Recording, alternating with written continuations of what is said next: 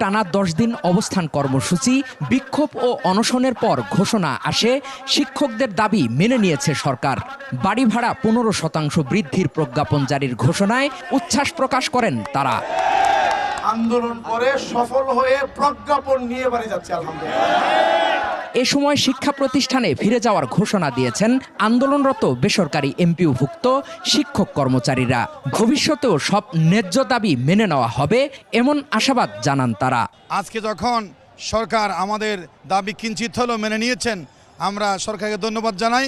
আগামীকালকে আমাদের শ্রেণী কার্যক্রম পুনরায় চলবে এবং শিক্ষার্থীদেরকে আমাদের আন্তরিকতার মাধ্যমে আমাদের যে শিখন ঘাটতি ছিল এটা পুষিয়ে দেওয়ার চেষ্টা করব।